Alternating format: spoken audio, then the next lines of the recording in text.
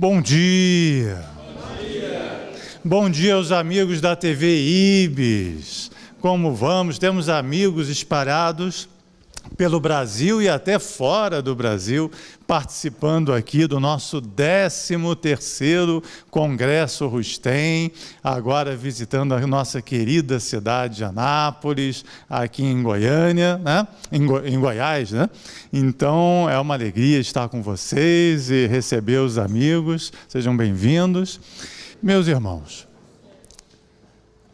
a doutrina espírita representa a volta do cristianismo do Cristo, do cristianismo original, do cristianismo na sua simplicidade, dos tempos evangélicos, do cristianismo que é só amor. E nos ensinou o Cristo que amar a Deus sobre todas as coisas e ao próximo como a nós mesmos resumia toda a lei e todos os profetas. Então, todas as vezes que pensarmos em cristianismo, a palavra-chave, a regra, a lei, o rumo é o do amor. E as histórias de amor são sempre inspiradoras. Muitas vezes você vai ver um filme, você ouve uma história, assiste uma novela, ou ouve às vezes um relato de um amigo em alguma circunstância, e aquela história é tão impregnada de amor, traz tamanhos exemplos de carinho, de dedicação, de sacrifício, muitas vezes, em favor do ser amado, que aquele amor de tão grande, ele contagia, ele inspira, ele faz com que você se torne, em alguma medida, melhor pelo fato de ter escutado aquela história, aquele exemplo, né? Mas o maior amor que se possa citar é Deus. Deus é amor, conforme o nosso Jorge citou ontem aqui, né? É a própria expressão do amor. E o amor de Deus se derrama sobre todos nós o tempo inteiro, num amor maternal, mais do que paternal, maternal. Paulo fala nos gemidos, né, de amor de Deus, da lei, para fazer com que nós possamos dar os pequenos passos, trôpegos da evolução. E nós não percebemos. Dentro da cegueira, do afastamento de Deus também, como o Jorge citou ontem, que foi voluntário nosso, nós perdemos a sensibilidade de ver a Deus, de ouvir a Deus, mas maior ainda é a nossa tragédia, nós perdemos a sensibilidade de sentir a Deus, de sentir a presença de Deus ao nosso redor. O nosso coração se petrificou, a nossa mente se embotou, e embora sejamos objeto do mais desvelado amor que se possa imaginar, do mais presente, carinhoso e gentil amor que se possa conceber, nós não somos capazes de sentir, de receber esse amor, de retribuir esse amor.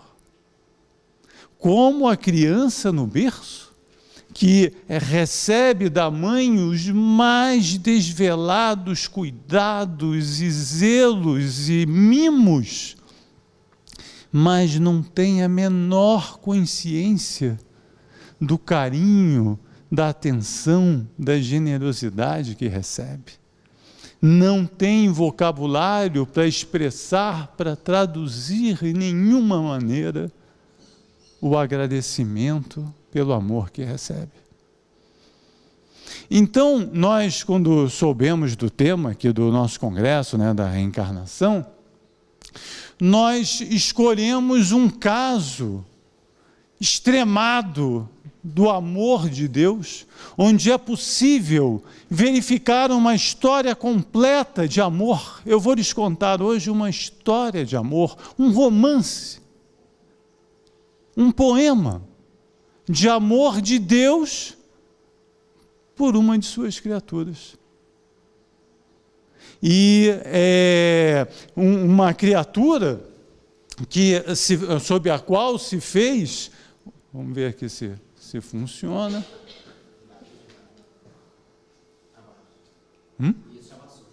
Passou? Obrigado. Ele que fala. Foi automático aqui, né? Uma criatura sob a qual se fez os piores juízos que se possa imaginar.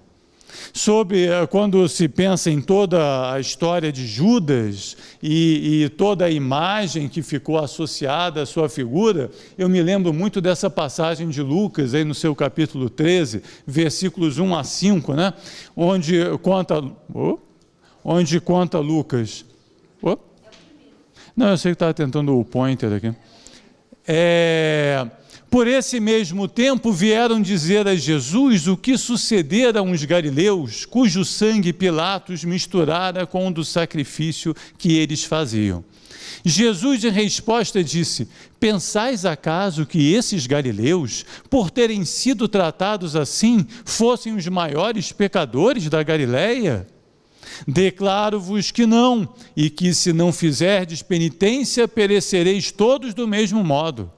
Acreditais igualmente que os 18 homens sobre os quais caiu a torre de Siloé e os matou, fossem mais devedores do que todos os habitantes de Jerusalém? Declaro-vos que não, e que se não fizerdes penitência, perecereis todos do mesmo modo. Quantos juízos, quantas avariações, quantos equívocos nós cometemos o tempo inteiro, julgando, qualificando, quantificando os erros uns dos outros. E, no entanto, nos disse o Cristo: aquele que estiver sem pecado, que atire a primeira pedra. A crítica não é também uma pedra? Quem, então, em sã consciência, colocando realmente a mão na consciência, ou se olhando no espelho da própria alma, pode dizer que nunca errou? Pode levantar a voz e ter alguma autoridade para apontar os erros dos seus irmãos? Por que os erros deles serão sempre mais relevantes e mais valiosos do que os seus? Não se percebe que é fruto apenas do orgulho, essa sensação eterna e sempre presente, que os seus erros são menores, mais suaves e mais leves do que os do seu irmão? 2000 anos depois, nós todos que enchemos a boca para nos chamar de cristãos, cometemos e repetimos o mesmo erro, tacando pedra uns nos outros o tempo inteiro. Nenhuma, nem duas, mas muitas. Vivemos de tacar pedras e vivemos feridos pelas pedradas que recebemos também. Somos francos atiradores da crítica e eternos pecadores, insensatos e inscientes das próprias dificuldades. Então foi esse modo de vida, eu acho que eu vou passar para o lado de cá, que nos fez avaliar o caso de Judas da forma mais terrível, mais cruel, mais dura que se possa imaginar. Como se fosse realmente a personificação de Lúcifer, o culpado dos culpados, o maldito eterno, condenado à ausência completa do perdão de Deus. E aqui não dá muito para ver, mas essa cena, olha, de um pintor russo chamado Nikolai G. ele teve uma sensibilidade sensacional de que só a arte é capaz, né? Ele coloca Judas sozinho, olhando os soldados romanos levando Cristo. E esse instante em que ele fica sozinho é exatamente aquele instante que todos nós conhecemos, em que você cometeu um erro e começa a se dar conta dele. E você adoraria poder voltar o tempo para trás. Como eu gostaria! Como eu gostaria que essa cena não tivesse acontecido, se eu pudesse voltar no tempo e não ter cometido o erro de que agora me dou conta. Como eu daria, como a Rainha Vitória, toda a minha vida para não ter cometido esse erro. Mas o tempo não volta atrás. E assim como o grupo se vai, o errado se sente sozinho, com a própria consciência, o título do quadro é Consciência, e começa a sofrer todo tipo de crítica da multidão pelo erro cometido. Pode ter sido em grupo, pode ter sido coletivamente, pode ter sido individualmente. A multidão... Está funcionando? Qual é o botão? O primeiro botão você passa para frente, o segundo para trás. Tá, esse aí. Não vou aprender até aí, né? Tá bom. Perfeito. Como você... como a multidão sempre vai apontar o erro, sempre vai tacar pedra. O problema é quando você se depara também tacando pedra e não tendo consciência disso. Você se torna juiz sem perceber. E se sente confortável no papel de juiz, porque o criticado é o outro. Viu? Isso que eu chamo de instant karma. O juízo de Deus, porém, não é o juízo do homem. E nos ensinam os Espíritos dizendo: onde não vede senão fraude ou impureza, pode o Senhor ter colocado um germe de virtude que a cultura fará frutificar. Olhando uns para os outros, nós só vemos o espinho. E reclamamos uns dos outros, dos espinhos que nos ferem o tempo inteiro. Mas Deus vê além e consegue ver em cada caule a flor que um dia irá de surgir. Deus nos vê por completo, nos vê inteiros, nos vê prontos, pelo fato de ser eterno, o seu pensamento, a sua presença está sempre além do tempo, e então não vê a obra em curso, vê a obra pronta. Imagine se cada um de nós, por um instante que seja, pudesse se ver no futuro. Pudesse se ver brilhando, santificado, glorificado, abençoado, com o produto da sua evolução resolvida.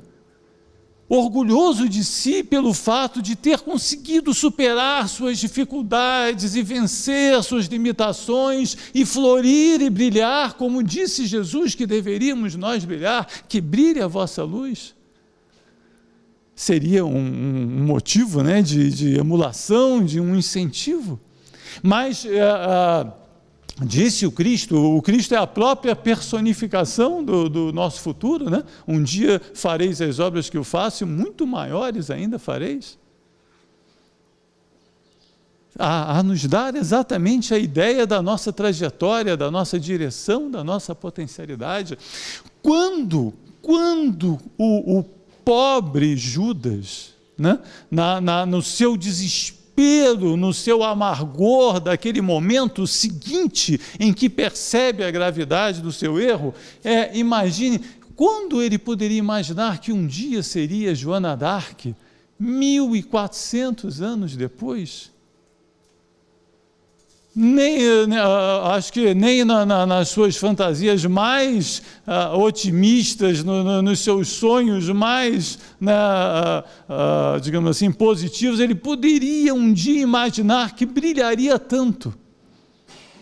mas só realmente o amor de Deus para ter essa visão. Olha como Cristo se manifesta positivamente sobre os 12 apóstolos e não sobre 11, ainda com Judas encarnado, né? Em verdade vos digo que vós que me seguistes, quando o Filho do Homem, ao tempo da regeneração, estiver assentado no trono da sua glória, também estareis assentado em 12 tronos a julgar as 12 tribos de Israel. Ele não fez diferença entre os apóstolos. Ele já sabia que Judas se recuperaria, que ele tinha capacidade, tinha potencial, tinha energia, tinha vontade para corrigir-se dos seus erros. E que seria possível ele se juntar ao restante do grupo no tempo certo, fazer uma corrida de recuperação. Até mais rápida do que os outros pelo esforço, né, de vontade que seria necessário. Ele já sabia, porque via a rosa pronta, porque já sabia, conhecia Judas, não pelos seus erros do presente, mas pelo seu potencial futuro, pelas suas qualidades mais profundas, pelos seus valores mais intrínsecos. Então nós vamos ver agora a história do amor de Deus em ação. Ninguém diz que foi fácil essa trajetória, ninguém diz que foi instantânea essa trajetória, mas ela é belíssima, ela é uma das melhores histórias de amor de que se tem notícia, uma história de amor de Deus àquele que erra, àquele que tropeça, aquele que cai. E a pergunta, né, que nós precisamos fazer para nós todos: poxa, se ele fez isso por Judas, será que também fará por mim? Será que eu também terei essa chance de reparar meus erros, de corrigir os meus tropeços, de me levantar de novo? Que preciso fazer?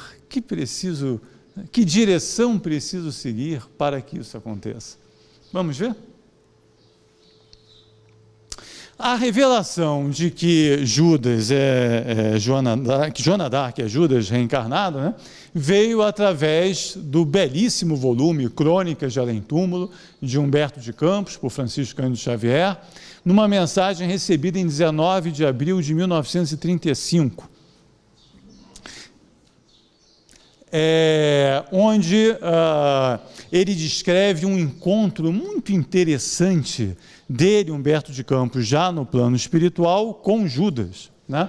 Ele estava visitando a cidade de Jerusalém e, num determinado momento, ele vê a figura de Judas sentado, observando a paisagem da cidade, e alguém lhe contou: olha, aquele é Judas. E ele, como jornalista, né, como curioso sempre jornalista é uma raça, né, difícil, né? E ele então fica animado em conversar com Judas. Então ele conta, ó: silêncio augusto cai sobre a cidade santa. A antiga capital da Judéia parece dormir o seu sono de muitos séculos. Além descansa Getsêmani, onde o Divino Mestre chorou numa longa noite de agonia. Acolá está o Gólgota sagrado, e em cada coisa silenciosa há um traço de paixão que as épocas guardarão para sempre. Prossegue. Aí ele, né, chega devagarinho até Judas e começa então uma entrevista singular. Pela primeira vez tem-se a oportunidade de ter uma entrevista com Judas e trazer notícias para o nosso plano da sua realidade. É uma verdade, pergunta ele, tudo quanto reza o Novo Testamento com respeito à sua personalidade na tragédia da condenação de Jesus? E diz ele: em parte, os escribas que redigiram os evangelhos não atenderam às circunstâncias e às tricas políticas que, acima dos meus atos, predominaram na nefanda crucificação. Acima dos corações eu vi a política, única arma com a qual poderia triunfar, e Jesus não obteria nenhuma vitória. com as suas teorias, nunca poderia conquistar as rédeas do poder, já que no seu manto de pobre se sentia possuído de um santo horror à propriedade. Então aí tem diversos elementos para a gente começar a pensar, né? Primeiro, essa personificação de todo o problema na figura de Judas já é uma simplificação equivocada, né, por natureza. Digamos assim, o conluio que levou à crucificação do Cristo foi um fenômeno coletivo, necessariamente coletivo, com diversas partes envolvidas, no qual Judas foi um dos elementos relevantes, sim, mas não necessariamente o único, e talvez não necessariamente o principal, né? Então, aquela situação precisaria ser avaliada no seu contexto, na sua pluralidade, para um juízo justo, né? Para uma avaliação justa. Onde cada parte envolvida tinha o seu quinhão de responsabilidade, mas não a responsabilidade inteira e única. Segundo, e esse é um ponto principal, que se reflete na política, mas não exclusivamente na política, se reflete em muitos aspectos da nossa vida, e que traduz um pouco a psicologia da queda, a essência do fenômeno da queda, que é o homem tentar, com a sua vontade, superar, controlar a vida ao seu critério. Que acontece na política, mas pode acontecer em diversos aspectos. Quando você tenta, através da sua voluntariedade, modificar os fatos que cercam a sua vida, né? Rejeitando as circunstâncias em que ela te envolve, você está repetindo em alguma medida esse comportamento. Quando você acha, não, eu vou através da minha articulação política, eu vou através da minha vontade, da minha energia, da minha sagacidade mudar todo o contexto, todo o meu entorno, você está também no fenômeno da política manifestando a mesma psicologia. Mas o principal o equívoco, o ponto central dessa história é querer colocar a sua vontade acima da vontade de Deus. Seja para a sua vida individual, seja para a vida coletiva. Então veja o caso, Judas tinha ao seu lado o Cristo, não tinha, que ele tinha como Messias, tanto é que tentou, né, fazer do Messias um rebelde terreno, humano, né? Mas tinha a pessoa mais certa que se possa imaginar, com a maior sabedoria que se possa imaginar. Mas mesmo assim, a vontade tinha que ser a dele, a partir dos seus critérios, do seu pensamento, da sua... Esse é um ponto principal, porque mais tarde se refletirá nos desdobramentos dessa história. Planejei, então, uma revolta surda, como se projeta hoje em dia na Terra a queda de um chefe de Estado. O mestre passaria um plano secundário, olha aí o egoísmo, a doutrina do eu, né? E eu arranjaria colaboradores para uma obra vasta e enérgica, como a que fez mais tarde Constantino I o Grande, depois de vencer Maxêncio às portas de Roma, o que, aliás, apenas serviu para desvirtuar o cristianismo. Então, a Madre Teresa de Calcutá tinha uma imagem para falar do orgulho, muito bacana, de que eu sempre me sirvo. Ela dizia o seguinte, que o orgulho equivale à picada de uma cobra que incha. Então, só que eu faria se a Madre Teresa me permitir, né, um acréscimo para a sua imagem, que além de inchar, ela causa também, como é aquele negócio que você tem quando tem febre? Causa delírio, né? Então, por que causa delírio e incha? Porque o sujeito se sente maior do que é e acredita ser maior do que é. O orgulhoso não é orgulhoso por maldade, ele é orgulhoso por um fenômeno de delírio, né? É que nem aquele espelho de circo, que você chega magrinho e se vê grande, ou grande e se vê magrinho, né? O orgulhoso é assim, ele é pequeno, ele é magrinho, esquálido, mas ele se olha lá no espelho fortão, poderoso e grande, maior e melhor do que os outros. É um delírio, uma febre de que ele foi picado pela mosca do orgulho e ele precisará se curar. Não é por maldade o seu comportamento, é por insciência da sua verdadeira condição. E prossegue ele: não julguei que as coisas atingissem um fim tão lamentável e, ralado de remorsos, presumi que o suicídio era a única maneira de redimir os seus olhos. Quantas vezes você comete um erro e não sabe como fazer para corrigir? Não pensou que o seu erro chegasse na proporção que chegou, que as consequências, que os fatos se desdobrassem na direção que seguiram? O orgulho começa a se esvaziar, a se esvair. Nesse momento, você tenta segurar os fatos como antes tentava, como antes conseguia, e agora os fatos lhe correm pelos dedos. E as consequências se desdobram rapidamente na sua frente, sem que você tenha controle algum. E você leva um susto, mas antes eu controlava tudo, antes tudo parecia tão sob controle. Por que agora tudo segue um rumo diferente da minha vontade? Não é essa uma sensação comum a nós todos? Aquele que estiver sem pecado, né? E pergunta Humberto de Campos: e chegou a salvar-se pelo arrependimento? Não, não consegui. O remorso é uma força preliminar para os trabalhos reparadores. Depois da minha morte trágica, submergi-me em séculos de sofrimento expiatório da minha falta. Sofri horrores nas perseguições infligidas em Roma aos adeptos da doutrina de Jesus. E as minhas provas culminaram em uma fogueira inquisitorial, onde, imitando o mestre, fui traído, vendido e usurpado. Vítima da felonia e da traição, deixei na terra os derradeiros resquícios do meu crime, na Europa do século XV, sentindo na fronte o ósculo do perdão da minha própria consciência. E aí você pega lá a história de Joana d'Arc, exatamente século XV, de 1412 a 1431. Um detalhe curioso, que foi mera coincidência, é que ela desencarna exatamente em 30/5, e nós estamos aqui em 3 de junho, então muito próximo. Quando a gente escolheu o tema, não tinha me dado conta disso, mas é a nossa homenagem aqui a essa figura. Então, séculos e séculos de sofrimento. Olha a notícia que nos trazem os espíritos da condição atual de Judas. Judas é hoje um espírito regenerado no crisol do arrependimento, do remorso e da expiação, da reencarnação e do progresso. Tornou-se um dos auxiliares humildes, ativos e devotados do Cristo.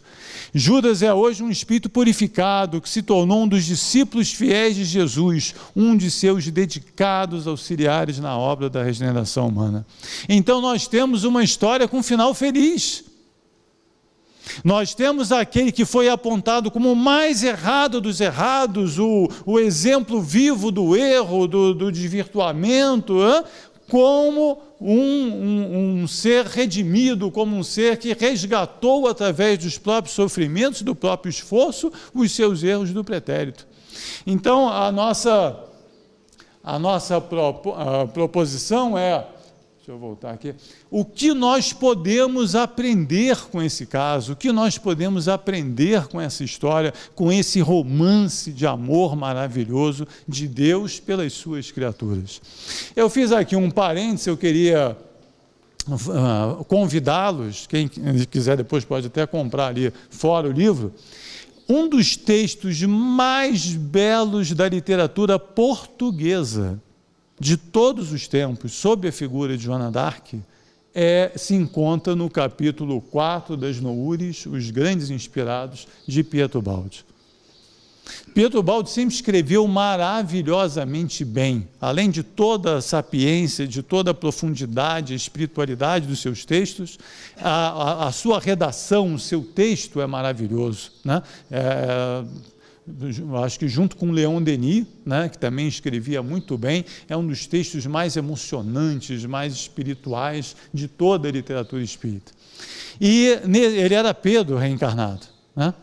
E nesse momento aqui no volume As Noures, parece que ele, sentindo essa remissão, esse estado atual do seu companheiro, né, de jornada, ele se derrama em carinho, em amor, em amizade, e escreve de uma forma realmente ao céu na terra, escrevendo com um carinho maravilhoso, encantador, sobre a figura de Joana d'Arc e seu sacrifício. Diz ele, a certa altura: omiti para sobre ela falar agora particularmente, pois que se eleva como cimo solitário entre a multidão dos inspirados, quer pela potência da percepção, quer pela vastidão da missão e tragédia do martírio, a grande inspirada, a heroína da França, Joana d'Arc. E aí vai numa sequência maravilhosa. Jamais na história como neste caso, as forças do espírito desceram tão perto da terra e numa luta corpo a corpo tão resolutamente se impuseram os acontecimentos humanos. Jamais o contraste foi tão vivo, a intervenção tão evidente, nem os acontecimentos foram tão intensamente violentados pelos impulsos do imponderável. Os dois mundos se defrontaram e olharam face a face, desafiando-se, e o Espírito venceu. E conclui: nas lágrimas de Jeremias, no gesto solene de Ezequiel que profetiza, nesta voz concorde que desde Isaías até Malaquias fala de Cristo e que prossegue até a voz de Joana d'Arc, que cria uma mártir e salva a França, sinto algo de tão terrivelmente poderoso que não encontro outra postura de espírito além da oração. Então é com esse estado de oração, quando a festa no céu, quando uma ovelha perdida se salva. Né? Olha a parábola do filho pródigo, a imagem, o pai faz uma festa maravilhosa ao ponto de criar desconforto no filho que lá ficou. Né? Tamanha alegria, o pai vai esperar o filho na beira da estrada, o recebe de braços abertos, o acolhe, festeja a sua salvação, assim como o pastor festeja o recolhimento da ovelha perdida. Então, a nossa postura nesse momento, diante desse caso tão exemplar, deve ser a mesma, um estado de oração, de prece por ele e por nós todos, que ainda estamos muito atrás nessa condição. Mas então trazemos para a nossa reflexão esse caso, né? Que podemos aprender com o caso Judas? Que elementos psicológicos o precipitaram à queda? Como se explica sua traição, predestinação, livre-arbítrio? Que sofreu? Como se levantou? Que caminhos percorreu entre o Getsemane e Ruém? Como conseguiu um avanço tão rápido e tão esplendoroso em pouco mais de 1000 anos? Como funciona a lei de Deus nessa versão terrena do fenômeno de queda e salvação? Então, nós temos muito a aprender nesse caso e vamos aproveitá-lo. Então, a psicologia da queda. Judas era orgulhoso, invejoso e amante do luxo. Pesava, não tem quase nenhuma coincidência com nós todos, né? Eu fiquei contristado, coitado do Judas, né? Eu não conheço ninguém orgulhoso, ninguém invejoso e amante do luxo. Não é verdade? É difícil hoje em dia, felizmente passados 2000 anos, é difícil encontrar um caso desse, né? Então, só vale como estudo do passado. Esse estudo não tem nenhuma atualidade, né? Nenhuma relação com... Pesava-lhe a sua posição humilde e pobre. Ofuscava-o a auréola que cercava Jesus, a quem não podia perdoar por aquela forma atraísse a atenção de todos. A simplicidade de Jesus quase que o irritava, né? A candura de Jesus quase que o inconformava. Aquela singeleza, aquela simplicidade, aquela pobreza de espírito no sentido de simplicidade do coração, como alguém tão grande podia se comportar de maneira tão simples?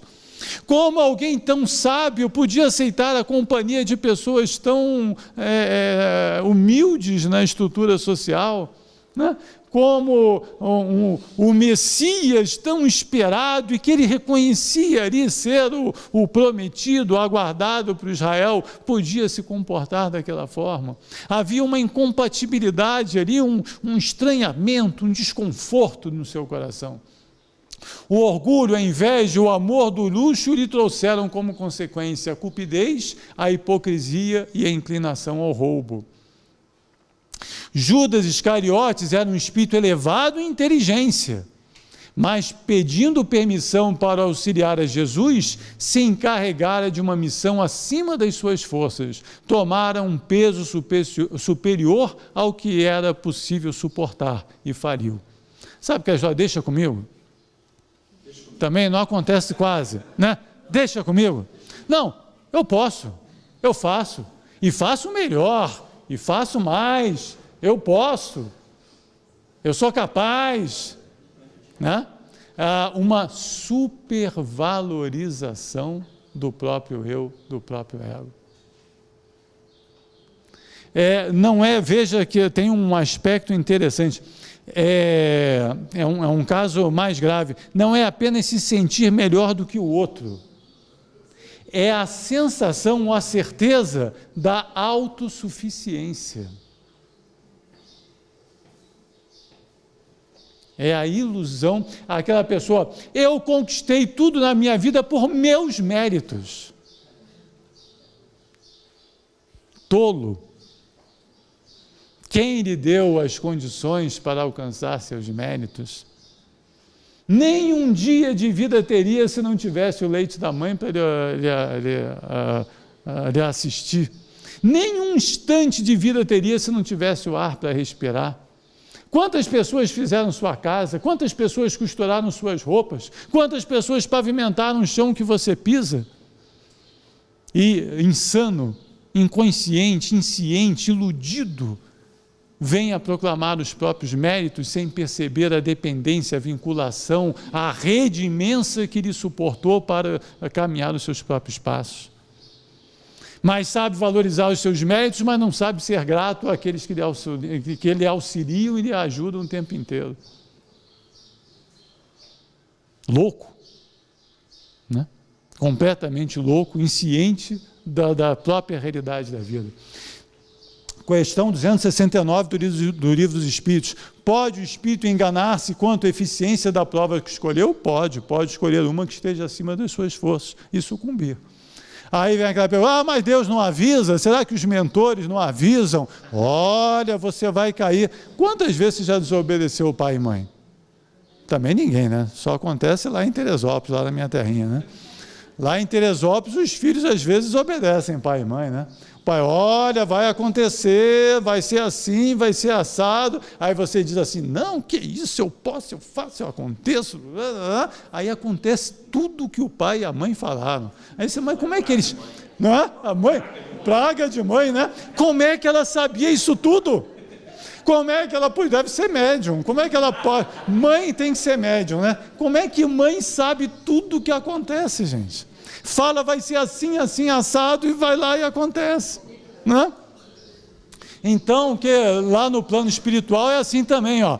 Em vão lhe disseram ser ainda muito fraco para suportar tão grande peso, e lhe mostraram que obumbradas suas, obscurecidas as suas resoluções e esperanças pela carne, os sentimentos de inveja e de cobiça despertariam e o arrastariam inevitavelmente a uma queda, que tanto mais perigosa ele seria, quanto mais obstinado ele perseverasse no seu propósito. A nada quis atender.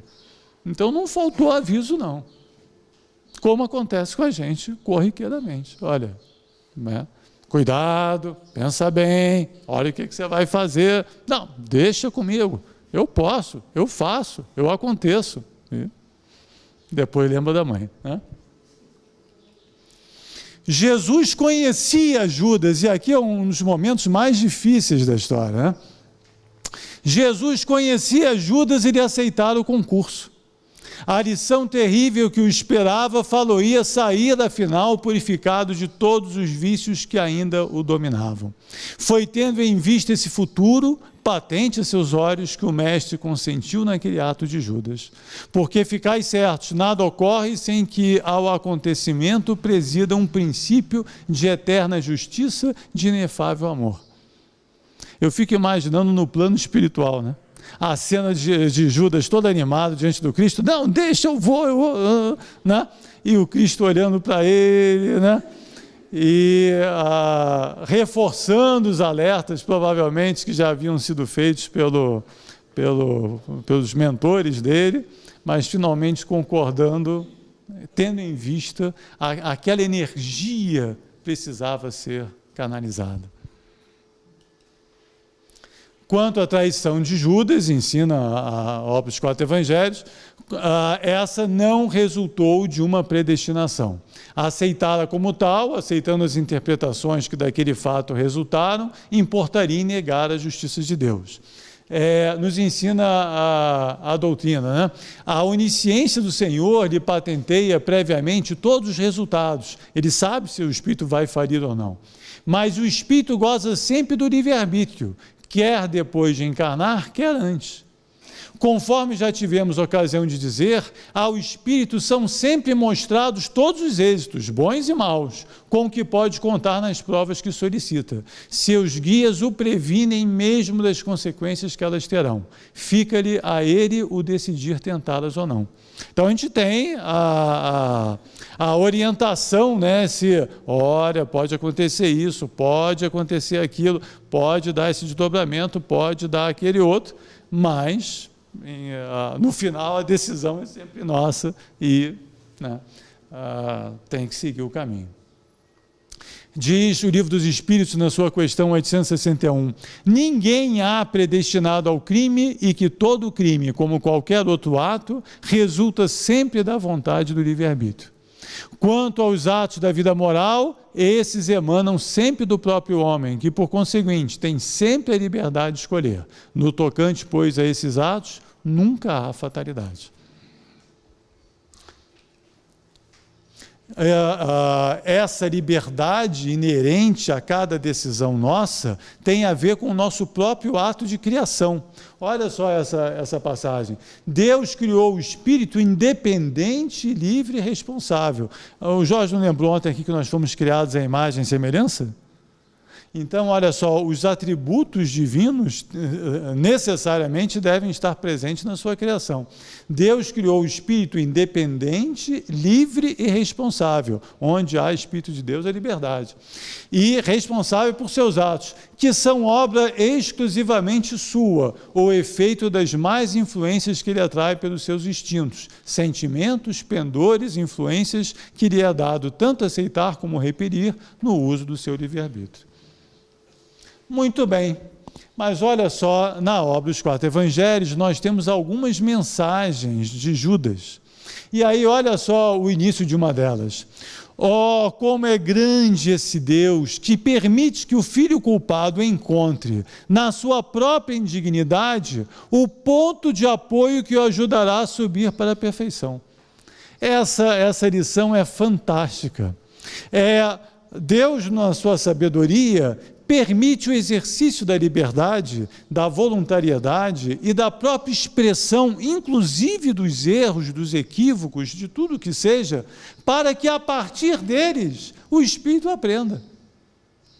Então, a mesma coisa, se a mãe e o pai dizem assim, não faz isso porque vai acontecer aquilo, você vai desacreditar, vai duvidar, vai ficar naquela incerteza.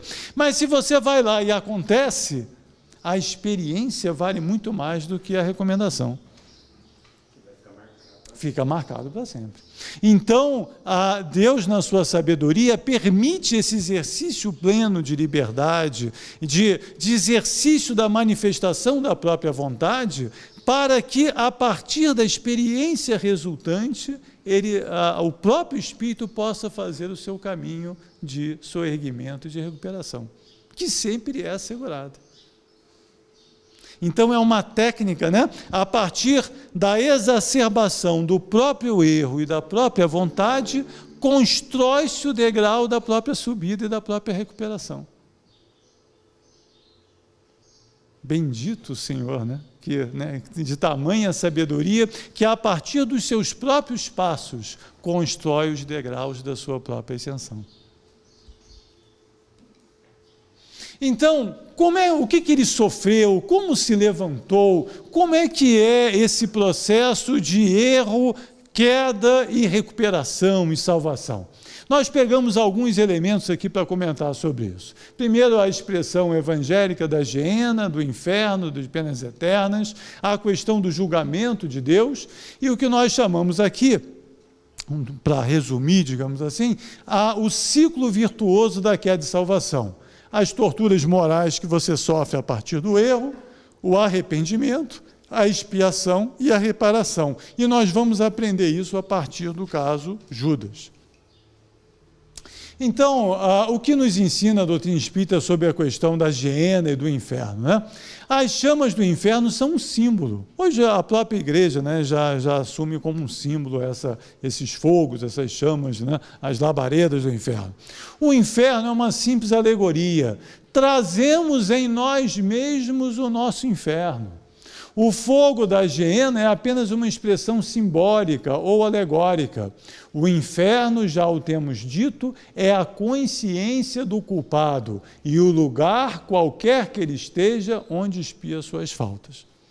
Então, essa é uma informação importante, porque nós saímos daquela ideia, digamos, que atendeu à infância da humanidade, de um inferno exterior localizado, para um inferno celular, né? Móvel. Né? Saímos da telefonia fixa para a telefonia celular. Né? Onde quer que se ache o espírito perverso, o inferno estará com ele. Quer lição mais importante, mais dolorosa do que essa? Você carrega consigo as memórias daquilo que fez. Você traz consigo a sua própria autoavaliação, a sua própria reflexão. Essa é a experiência interior. Ela torna-se infernal quando você tropeça e quando você, né, se auto-recrimina. Mas nós temos em nós mesmos o inferno e o céu. E somos capazes de produzir os dois. Aliás, um ponto importante, a constatação de que fomos capazes de construir em nós mesmos o inferno é a maior certeza de que nós também poderemos construir em nós mesmos o céu. Somos capazes das duas coisas. Então, mas é importante, né, ultrapassar essa visão e perceber que é um fenômeno íntimo que nós carregamos conosco. E que ele é cíclico, quer dizer, relativizando-se essa imagem definitiva, assustadora, nós todos passamos por uma revisão, por uma análise, hoje seria, né, como se fosse uma psicanálise, uma análise dos nossos erros, dos nossos acertos, das nossas conquistas em cada trajetória, ao final de cada existência.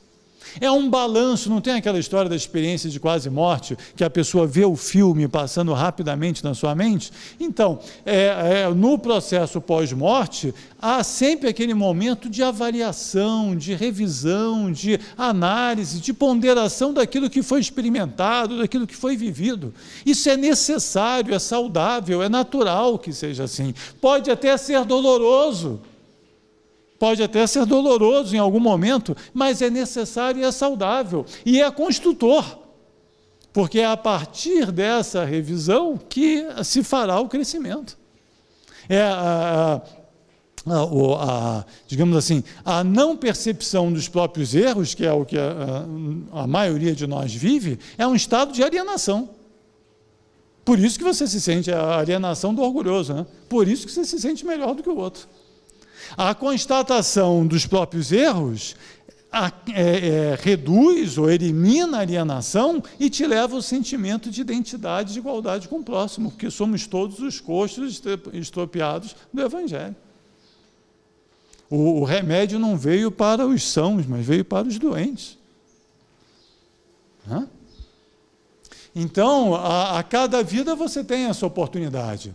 E as penas impostas jamais o são por toda a eternidade.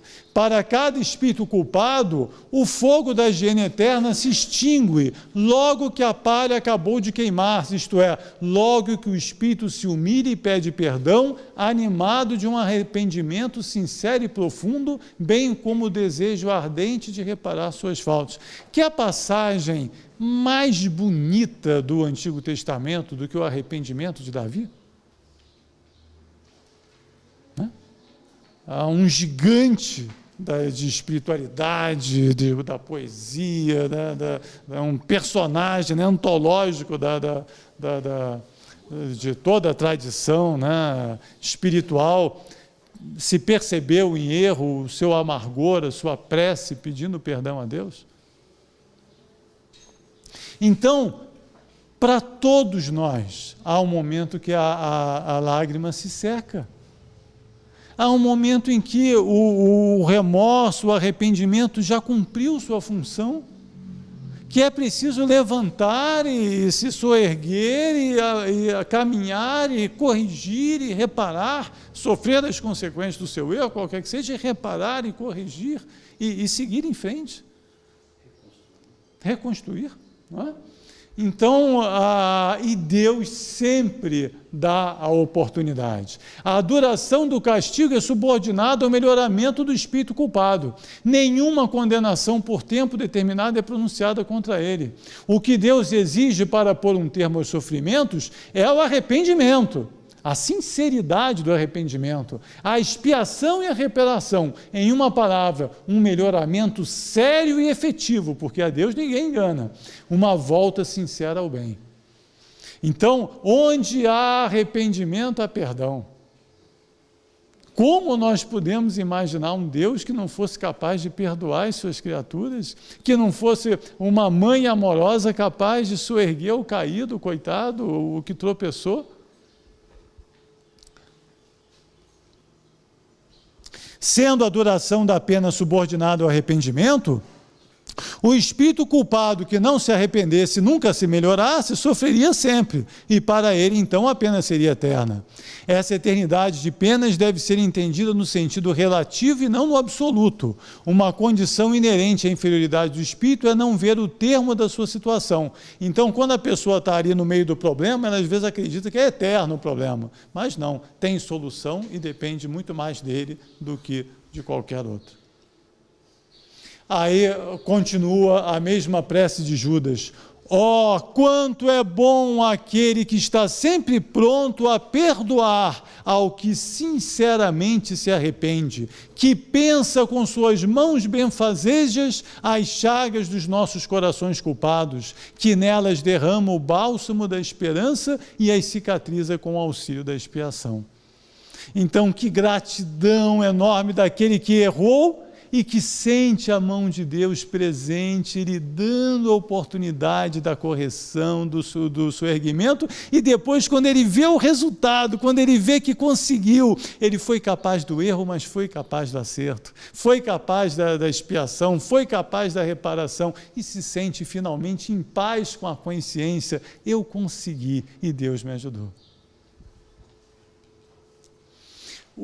Como é que é o julgamento de Deus? O julgamento de Deus, nos ensinos espíritos, não existe como ato, como sentença formulada e aplicada em consequência e julgamentos parciais, proferidos com relação a cada culpado, após acalorados debates. Dizem eles: guardai-vos de atribuir às coisas do mundo espiritual as mesmas intenções, as mesmas consequências que as do vosso mundo. A imagem de um tribunal, outra vez, de um julgamento, a acusação, defesa, é a coisa mais antropomórfica que se possa imaginar. Outra vez, o juízo está na própria consciência. É necessário que o próprio espírito faça a sua autoavaliação, a sua autoanálise. Se ele não perceber o seu erro, jamais será capaz de corrigi-lo. Se ele não aprender com o próprio erro, jamais será capaz de repará-lo. Para ser legítimo o processo, para ser autêntico, para ser positivo, é necessário que ele seja íntimo, genuíno e verdadeiro. Sem o que não será. Então, esse julgamento de Deus existe no sentido das leis de Deus que trazem as consequências para cada um naturalmente dos seus atos. Não é necessário um tribunal, o castigo ao dia seguinte. Assim como a bênção é apenas o dia seguinte. A consequência necessária, inevitável, natural da aplicação de lei de Deus a tudo que se faz e a tudo que se vive.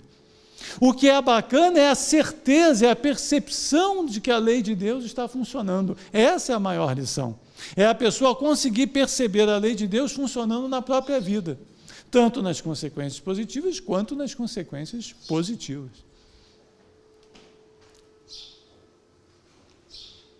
Então, o julgamento e a sua aplicação estão desde a eternidade na lei de atração espiritual. A própria pessoa atrai para si as circunstâncias inerentes aos seus acertos e aos seus erros, por um magnetismo natural. O doente atrai o micróbio, nos ensina Pietro Balmes, né? O doente atrai o micróbio e não o inverso. E não o inverso. A consequência vem ao seu alcance depois que você dispara as causas que a atrarão. Ela é convidada. Assim como as bênçãos também podem ser convidadas, podem ser buscadas. Né? A gente precisa aprender nos dois sentidos.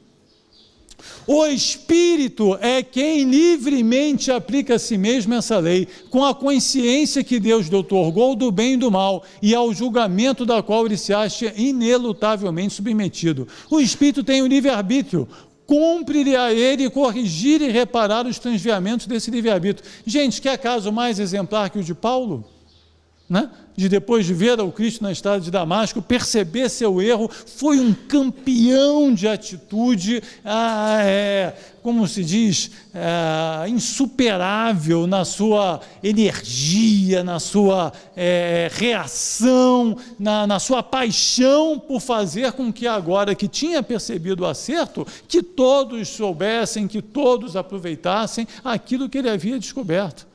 Essa disposição avassaladora, né, para corrigir o erro, essa energia, essa determinação obstinada, a palavra que está me faltando, essa obstinação, e que se verifica também em Judas e que é uma das causas da sua rápida recuperação. Depois da morte, ao fim de certo tempo, vê claramente o Espírito vê claramente o que é o que vale. Olha que frase fantástica. Então, é necessário para nós todos, assim como foi para Judas, esse momento em que você simplesmente terá a clareza da sua própria condição. Por isso que é tão importante a análise, né, desde o encarnado, de fazer essas avaliações parciais, porque embora o nosso psiquismo esteja embotado pela encarnação, todo juízo de anti-alienação que você fizer enquanto encarnado será um progresso feito em relação ao estado desencarnado. A surpresa, o susto será menor. O pior é quando o sujeito chega lá em cima se achando, né? Aí é o rendido, coitado, né? Não, eu fazia palestra espírita, lá no Congresso Rustem, era amigo do Jorge, do Maurício Crispim, né? Aí estou podendo, vou chegar lá em cima que nem o Bozó lá da Globo, né? Eu sou amigo de fulano, né? Li milhares de obras, né? Vale nada, vale o seu sentimento. Com que amor? Lembra do Evangelho? O Evangelho é amor. Então, a primeira pergunta que precisa ser feita a si mesmo, né? Com que amor você fez aquilo que fez? A quem você amou? Quem vai ter saudades suas? Quem vai chorar a sua falta? Pô, pelo menos alguém. Obrigado, amigo, obrigado. Agora lembrei do André Luiz com aquela velhinha lá do filme, entendeu? Reza por mim. Exatamente, poxa. né? Aquela velhinha do filme do André Luiz foi sensacional, né? Pelo menos uma, se tiver uma pessoa, já está valendo. Mas é isso, essa é a pergunta. Esquece o resto. Começa a prestar atenção no sentimento com que você faz a coisa, e não aquilo que você faz exatamente. Não apenas o que você faz, mas o sentimento, a qualidade emocional daquilo que você faz. Essa é a figura, né? Então, como é que funciona esse ciclo? Tem as torturas morais, a autoavaliação depois do momento que você desencarna, o arrependimento, a expiação e a reparação. Vamos ver essas etapas. Então, a situação de Judas. Não há descrição possível das torturas morais que constituem a punição de certos crimes. Mesmo que as sofre, teria dificuldade em vos dar dela uma ideia. Pela potência do Espírito, primeiro, vamos assim, né? Não vamos imaginar que Judas foi discípulo do Cristo e teve a honra de conviver com Cristo sendo igual a gente, né? Outra vez, pelo orgulho, a gente fala aquele Judas terrível, ele já na condição de Judas já estava muito acima da nossa condição atual. Esse é um fato importantíssimo que a gente precisa se situar logo de cara. Mas Judas era muito ruim. Lembra da tal da alienação, né? A gente se olha no espelho e se acha bonitinho, tem um Photoshop no espelho ali, ó, né? Você chega ali, tem uma lente que faz sempre você parecer melhor do que de fato é, né? Então a gente tem um autocontentamento que está sempre presente na nossa autoavaliação. Então, a sinceridade, a intensidade do arrependimento deles são atributos de qualidade. Porque o espírito mais maduro também, quando se arrepende de maneira muito mais intensa, muito mais sincera, muito mais honesta, mais verdadeira, mais decidida do que nós no nosso mornismo tradicional. Né? A gente se arrepende assim pela metade. Pois é, aconteceu, que pena, é que eu não vi, é que eu não sabia, né? A gente sempre justifica, racionaliza, disfarça, né? Faz todo um jeito para melhorar. O arrependimento tem também qualidade, tem também proporção com o amadurecimento encontrado pelo Espírito. Quanto mais intenso for esse processo, mais rápida será a recuperação, mais rápida será a reação. Depois de passar por sofrimentos e torturas morais apropriados e proporcionados à culpa em que incorrera, aos crimes que praticara, ele viu-se abrir diante de si a via da reencarnação, que é o da purificação e do progresso. Então, houve um momento, diante do arrependimento, há perdão. E houve um momento em que esse arrependimento dele foi tão intenso, e não apenas no plano encarnado, mas tão verdadeiro. Quer falar alguma coisa? Não? Tão intenso, tão verdadeiro, tão honesto, tão convicto, que o amor de Deus se derramou sobre ele. E o abraçou, e o envolveu, como realmente a ovelha desgarrada, com todo carinho, porque ela havia se machucado no seu desterro, né? E o amor de Deus o traz, então, com todo carinho, desvelo de que é possível uma mãe, né, com a sua criança. Então, Judas, que ouvira a voz do Mestre e o não escutara, preso de remorsos quando ainda na terra e arrastado pelos remorsos ao suicídio, encontrou o perdão após a morte, sob a ação de um arrependimento sincero e profundo e do ardente desejo de expiar a sua falta. Se eu pudesse voltar atrás! Se Deus me desse a chance de reparar meu erro, de corrigir o engano que cometi. Então, esse estado, essa atitude é extremamente positiva e recebe a resposta dos céus. Então, conta-nos Maria Dolores, no belo poema de Francisco Cândido Xavier, o encontro de Judas com as vozes do céu. Depois de muito tempo, sob os quadros sombrios do Calvário, Judas, cego no além, errava solitário. Era triste a paisagem, o céu era nevoento. Cansado de remorso e sofrimento, sentara-se a chorar. Nisso, nobre mulher de planos superiores, nimbada de celestes esplendores que ele não conseguia divisar, chega e afaga a cabeça do infeliz. Em seguida, num tom de carinho profundo, quase que em oração, ela diz: meu filho, por que choras? Acaso não sabeis? Replica o interpelado, claramente agressivo. Sou eu, morto, estou vivo. Matei-me e novamente estou de pé, sem consolo, sem lar, sem amor e sem fé. Não ouvistes falar em Judas, o traidor? Sou eu que aniquilei a vida do Senhor. A princípio julguei poder fazê-lo rei, mas apenas lhe impus sacrifício, martírio, sangue e cruz. E em flagelo e aflição, eis que a minha vida agora se reduz. Afastai-vos de mim, deixai-me padecer nesse inferno sem fim. Nada me pergunteis, retirai-vos, Senhora, nada sabeis da mágoa que me agita. O assunto que lastimo é unicamente meu. No entanto, a dama calma respondeu: meu filho, sei que choras, sei que lutas, sei a dor que causa o remorso que escutas. Venho apenas falar-te que Deus é sempre amor em toda parte. E acrescentou serena: a bondade de Deus jamais condena. Venho por mãe a ti, buscando um filho amado. Sofre com paciência a dor e a prova. Terás em breve uma existência nova. Não te sintas sozinho ou desprezado. Judas interrompeu-lhe e bradou rude e pasmo: mãe, não venhais aqui com mentira e sarcasmo.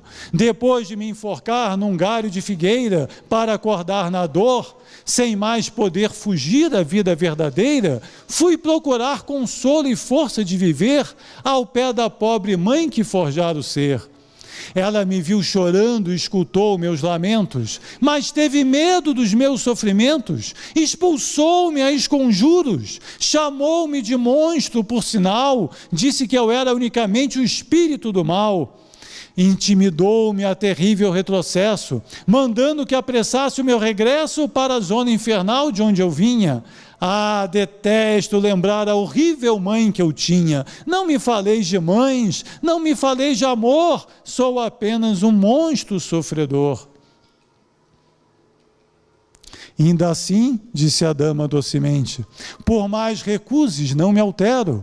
Amo-te, filho meu, amo-te e quero ver-te de novo a vida, maravilhosamente revestida de paz e luz, de fé e elevação. Virás comigo à terra, perderás pouco a pouco o ânimo violento, terás o coração nas águas de bendito esquecimento, numa existência de esperança, levar-te-ei comigo, a remanso abrigo, dar-te-ei-te outra mãe, pensa e descansa. E Judas, nesse instante, como que olvidasse a própria dor gigante, ou como quem se desgarra do pesadelo atroz, perguntou: quem sois vós? Que me falais assim, sabendo-me traidor? Sois divina mulher, irradiando amor? Ou anjo celestial, de quem presinto a luz?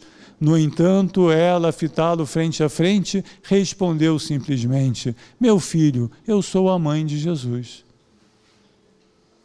Então não havia amor maior para aquele arrependimento tão belo, tão sincero, tão convicto, tão gigante, tão decidido. A vida respondeu na mesma proporção, trazendo o maior amor que se pudesse, o maior acalanto, o maior abraço, o maior aconchego que se pudesse oferecer para aquele estado de ânimo, para aquela aflição. Quanto a Judas, que depois dessa morte trágica submergiu em séculos de sofrimento expiatório de sua falta. Sofreu horrores nas perseguições infligidas em Roma aos adeptos da doutrina de Jesus.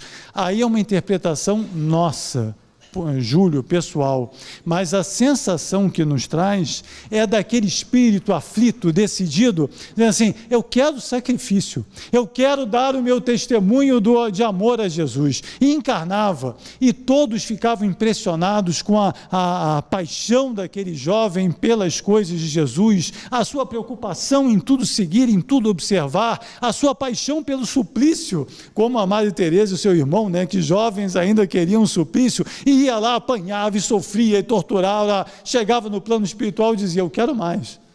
E ia de novo, mas calma, descansa, não, mas eu quero mais. Ia lá de novo, encarnava de novo e sofria.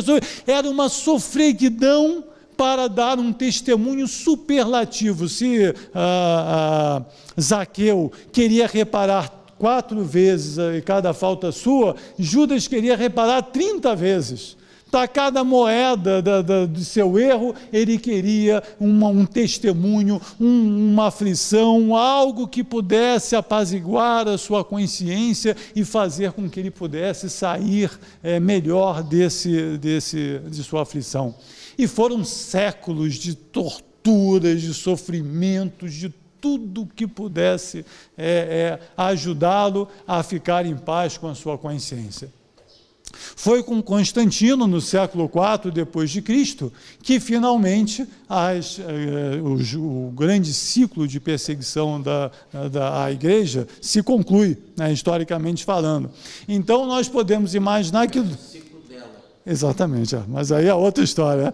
Mas então podemos imaginar que pelo menos durante 3 séculos ele passou por essas aflições.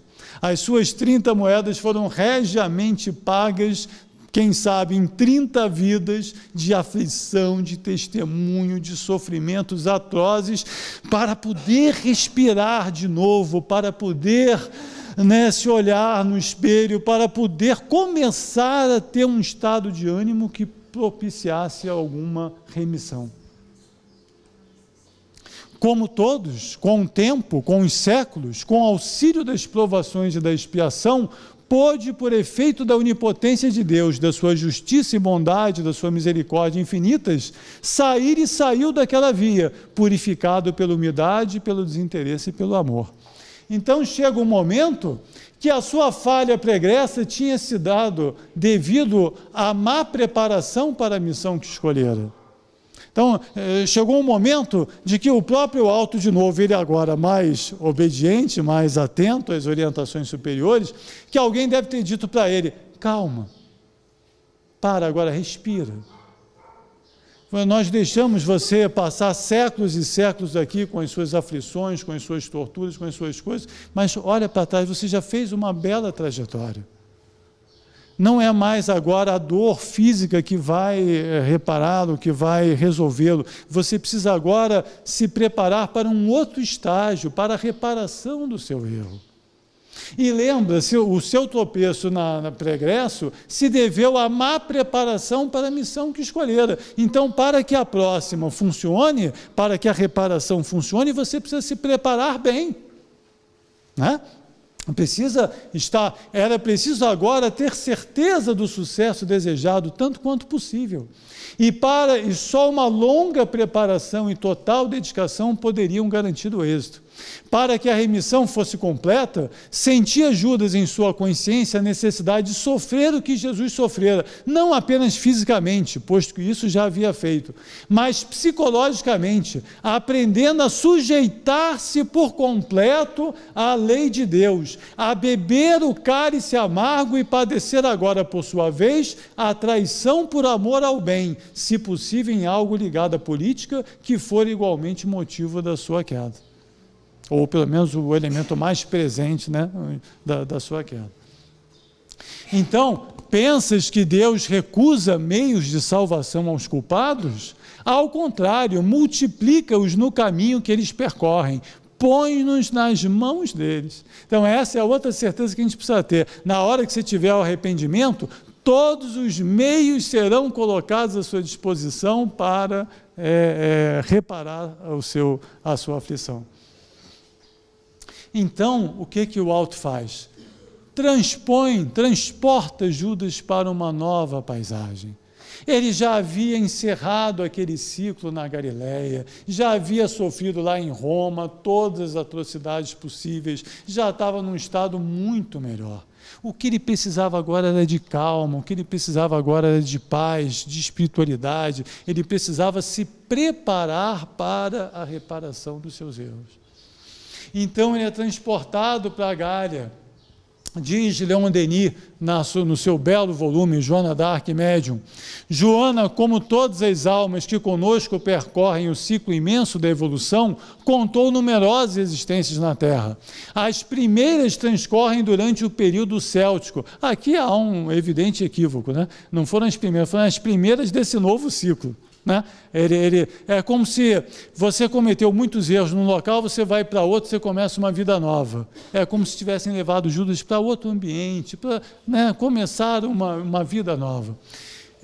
No país de Armor, a gente vai ver uma região, né, lá da França.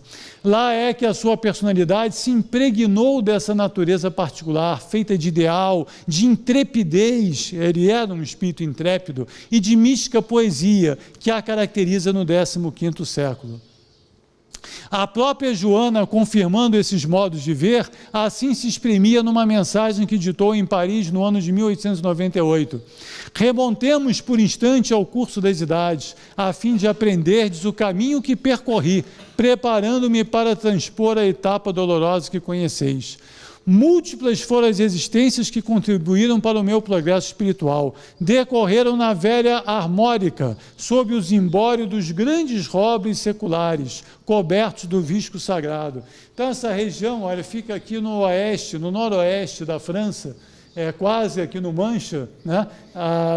Esse é um mapa da França no século VI depois de Cristo, onde ficava uma região da Gália, relativamente perto de Rouen, de Paris, das cidades onde aconteceu o próprio episódio, a própria trajetória de Joana, né? Orleans, né? Então, foi possivelmente aí, entre os druidas, que ele resgatou e aprimorou sua mediunidade. Joana era uma médium fantástica. Então ele precisava agora, né, de tempo para acalmar, para serenar isso tudo. Quem sabe não foi igualmente na corajosa e valorosa Gália, tão famosa por seus embates guerreiros desde a Roma Antiga, que aprendeu as estratégias e táticas que mais à frente lhe seriam inspiradas nas horas de testemunho. Então, a mediunidade requer o médium preparado. Joana tinha essa visão, né, estratégica, intuitiva. Bastava provavelmente um lampejo ali de intuição, rapidamente ela entendia. Num cenário de guerra, você precisa de uma agilidade, né, absurda de pensamento, de raciocínio. Qual não terá sido a sua gratidão de Judas, depois de séculos e séculos de preparação minuciosa, aquela terra e aquela gente que havia tão calorosamente lhe acolhido, sem questionar as suas histórias pregressas. Então esse é um ponto principal. Judas, Joana, precisava amar a França para se sacrificar por ela. Então era necessário, e esse amor não podia ser repentino, né? Não tinha que ser sólido, tinha que ser um negócio. Então foram 1000 anos, 1000 anos, do século IV até o século XV, são 1000 anos de vivência na Gália, de preparação, de cultivando esse amor por esse país que o havia acolhido tão bravamente, tão carinhosamente, e aí diz que não faria agora aquele espírito intrépido e valoroso em defesa dessa mesma pátria, ainda mais percebendo que na convergência dos seus destinos constituía-se a oportunidade de redenção. Então, em algum momento, uma conversa chegou a sua hora. Você vai ter a chance da sua... Como? O que eu faço? Você vai salvar a França. Você vai ser instrumento da vida para salvar a França. Você vai ter uma missão que vai ser exatamente o espelho, o modelo de todo o sacrifício do Cristo. E se você for fiel dessa vez, se você sujeitar a sua vontade à vontade da vida, se você souber beber o cálice amargo, você vai ter a sua remissão definitiva. E assim ele fez. Quando o servidor está pronto, o trabalho aparece. Foram 300 anos de reencarnações expiatórias e 1000 anos de reencarnações preparatórias. Conta-se a história do cristianismo na Gália a partir de Gregório de Tours, né, que teria, digamos assim, estabelecido as primeiras estruturas cristãs na Gália no século IV. Então foram 1000 anos de reencarnações preparatórias. A associação com a vida do Cristo, todos percebem, e Leon Denis destaca, a vida de Joana d'Arc tem flagrantes analogias com a do Cristo. A sua origem humilde, a espiritualidade presente, o fato de seguir a vontade de Deus contra a vontade dos homens, a traição, o pagamento da traição, quer dizer, tem todos a solidão, o Calvário. Havia um detalhe particular na história de Joana. Ela tinha o maior receio seu era o sacrifício do fogo. Judas já devia ter sido queimado, né, em outras vezes, então já tinha a única coisa que ela pedia é que não tivesse o sacrifício do fogo. E aí o que acontece? Era necessário ela aprender a beber o cálice inteiro. Era necessário dessa vez que ela sujeitasse sua vida por completo à vontade do Pai. Ela não podia repetir o erro do passado. Então, a cena de Joana sozinha, caminhando para a fogueira, houve um momento de hesitação dela, em que ela assina lá, do jeito que sabia, a renúncia, né, digamos assim, a recusa da sua história, mas ela depois reafirma, corrige, então ela vai para a fogueira exatamente por isso, porque reafirmou a sua confiança nas vozes. E ela caminhando, né, ou sendo levada sozinha, sofrendo o apulpo da população, em direção à fogueira, é a própria expressão do Cristo subindo o Calvário. Uma solidão extrema e uma confiança absoluta em Deus. Sim. Então, os seus momentos finais, e nenhum de nós pode fazer ideia, né? O que seja, você está amarrado num poste, sabendo que daqui a minutos vão acender uma fogueira, né? É a têmpera da verdade, quer dizer, a verdade mais visceral, mais absoluta, mais concreta, mais convicta, é o teste, é a prova de fogo, realmente, é o momento máximo de decisão de uma trajetória. E ela grita por Cristo. Os seus últimos depoimentos foram da sua fé. As vozes que me atenderam eram vozes dos céus, e no torpor já do fogo, na chama acesa, o seu último grito é Cristo, é Jesus, dando um testemunho incomparável de fé, de coragem, de certeza naquele momento. E o seu prêmio maior é porque a primeira visão que ela tem no instante seguinte é o próprio Cristo, dessa vez a recebê-la com a palma da vitória, com a palma da conquista, da remissão. Foi duro recalcitrar contra os aguilhões, mas Deus é Pai de amor, e soube pegar numa história belíssima e milenar de amor, trouxe o seu filho, a sua ovelha perdida, passo a passo, a uma das mais belas vitórias que a história humana registra. Retomou assim o seu lugar no banquete em companhia dos outros discípulos, e hoje, com estes, convida todos os seus irmãos transviados a virem com e como ele sentar-se à mesa do Mestre. E nós? Judas fez seu caminho. E o maior erro que possamos cometer hoje é nos acreditar isentos de erro, isentos de necessidade de arrependimento, isentos, aptos a tirar a primeira pedra em quem quer que seja. A mensagem que nos deixam os Espíritos: o amor do Senhor se estende por sobre todas as suas criaturas. Vinde, pois, a Ele, cheios de confiança, Não são os inocentes os que precisam de perdão. Não são os fortes que precisam de amparo. Vinde, filhos, que chorais as vossas faltas. O Senhor vos enxugará as lágrimas. Vinde, filhos fracos e enfermos. O Senhor vos dará a parte maior e mais ativa do seu amor. Vinde confiantes.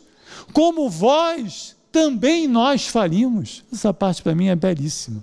Como vós, também nós falimos. Como vós, também fomos culpados, também amargamos as nossas faltas e expiamos os crimes que cometéramos e as fraquezas que nos fizeram sucumbir por meio de longo e penoso labor numa série extensa de existências humanas que preparam e realizam a nossa purificação, graças à qual o Senhor nos admitiu a gozar da sua alegria. Imitai-nos, portanto, irmãos amados. Todos tendes mais ou menos o que expiar, tendes que pedir perdão. Vinde com confiança aos pés do vosso Pai, confessai vossas faltas perante o seu tribunal. O juiz é reto, o juiz é justo, mas também é Pai. Sua indulgência há de sempre prevalecer sobre sua justiça. Suas sentenças ele as profere sempre dentro dos limites das vossas forças. É credor paciente e brando, esperará que possais pagar a vossa dívida. Esperou por Judas 1400 anos antes que ele fosse capaz de pagar as suas dívidas. Ó, vinde, possa a mão que vos estendemos sustentar-vos, fazendo-vos compreender que em nós achareis grande tesouro de amor. Como disseste, Judas é hoje um espírito regenerado no crisol do arrependimento, do remorso, da expiação, da reencarnação e do progresso. Tornou-se um dos auxiliares humildes, ativos e devotados do Cristo. Esse exemplo vos mostra que não deveis nunca repelir qualquer de vossos irmãos e ainda menos excluí-lo da paz do Senhor. Assinado Mateus, Marcos, Lucas e João, assistidos pelos apóstolos José de Arimateia, Simão de Cirene. Meus irmãos, que nunca nos sintamos em condições de atirar a primeira pedra. Que Jesus nos abençoe, muita paz, bom congresso.